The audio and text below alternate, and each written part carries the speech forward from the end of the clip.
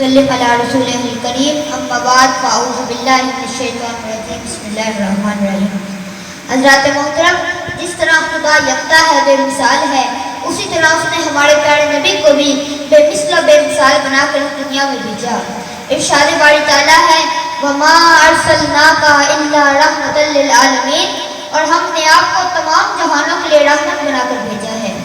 معلوم ہوا خدا رب العالمین ہے اور اس کا حبیب رحمت للعالمین ہے۔ وہ نبیوں میں رحمت لقب پانے والا، مرادیں غریبوں کی بر لانے والا، مصیبت میں غیروں کے کام آنے والا، وہ اپنے پرائے کا غم کھانے والا۔ حضرات محترم، رحمت عالم کی تشریف آوری سے پہلے اس کائنات کا عجب رنگ تھا، عجب منظر تھا۔ کفر و شرک کی سیاہیاں اور ہر قسم کی برائیاں اپنے عروج پر تھیں۔ انسانیت، مراتب، درجات، ذات پاک، اونچ نیچ، ادنا اعلیٰ، گھٹیا بڑھیا کو مختلف خانوں میں بڑی ہوئی تھی۔ غریبوں مسکینوں کا کوئی پرسان حال نہ تھا، زرخرید غلاموں کی کوئی عزت نہ تھی، ان کے کوئی حقوق نہ تھے۔ کہیں لوگوں پر اپنے ہی مذہب کی عبادت گاہوں کے دروازے بند تھے، مقدس کتابوں کا پڑھنا سننا ان پر حرام تھا۔ عدم مساوات کے یہ مختلف دائرے انسانیت کو پاڑا پاڑا کر رہے تھے۔ تو ایسے میں سخا بن کر، وفا بن کر، کرم بن کر، عطا بن کر، خدا کا نور اترا آسمان سے مصطفیٰ بن کر۔ بس میں دنیا کو سجانے کے لیے آپ آئے، شمع توحید جلانے کے لیے آپ آئے، ایک مدت سے بھٹکتے ہوئے انسانوں کو ایک مرکز میں بلانے کے لیے آپ آئے۔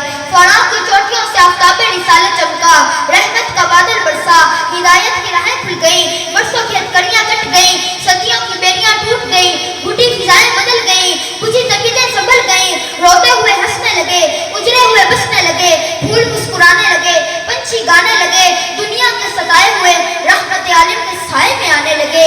نجد کے وحشی، تہامہ کے بدو، یمن کے مسکین دوش بدوش کھڑے ہونے پر نازا تھے۔ یہودیوں کا زرخرید غلام سلمان فارسی منا اہل البیت کے منصب پر فائز ہوا۔ فاروق اعظم بلال حبشی کو آقا آقا کہہ کر پکار رہے تھے۔ یہ شان، یہ عطا کہ جدھر سے نکل پڑے چشمے ہدایتوں کے وہیں سے ابل پڑے، گزرے جدھر سے نور کا حالہ بنا دیا، تاریکیوں کو چھو کے اجالا بنا دیا۔ زمانے کی آنکھ نے دیکھا، ابو بکر آئے صدیق اکبر ہو گئے، عثمان پر نظر پڑی، دونوں جہانوں سے بے نیاز کر کے غنی کر دیا، علی کو سینے سے لگایا، شہر علم کا دروازہ بنا دیا۔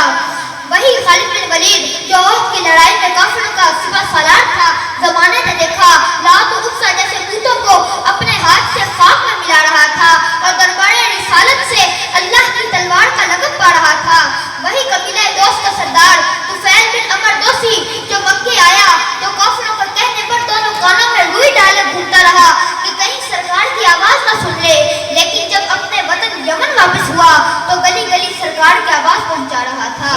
وہی وادی طائف کا سردار جس نے آپ پر پتھر برسوائے تھے، حاضر دربار ہوا، معافی کا طلبگار ہوا اور دولت ایمان سے مالا مال ہو کر گیا۔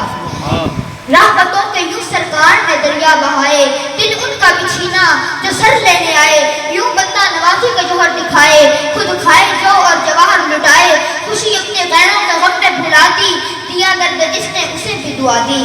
حضرات محترم، نبی رحمت کی مہربانیوں اور نوازشوں کا اعتراف غیر مسلم مورخین نے بھی کیا ہے۔ مشہور مغربی مفکر سکار کہتا ہے محمد عربی کا بدترین دشمن بھی آسانی سے ان کے پاس جا سکتا تھا اور مسافہ کرتے ہوئے آپ ملنے والے کا ہاتھ اس وقت تک اپنے ہاتھ میں رکھتے جب تک وہ خود اپنا ہاتھ پیچھے نہ کر لیتا۔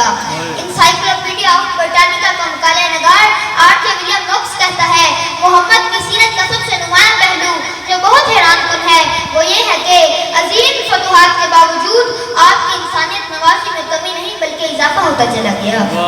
ظفر وارثی نے کیا خوب کہا ہے، میرا پیمبر عظیم تر ہے، میرا پیمبر عظیم تر ہے، کمال خلاق ذات اس کی، جمال ہستی حیات اس کی، بشر نہیں عظمت بشر ہے، میرا پیمبر عظیم تر ہے۔ میں واصف علی واصف کے جملے پر اجازت چاہتا ہوں۔ واصف علی واصف نے کہا تھا تم لوگوں کے لیے رحمت بن جاؤ، تمہیں بھی رحمت للعالمین کی رحمت کا سایہ ملے گا۔ والسلام۔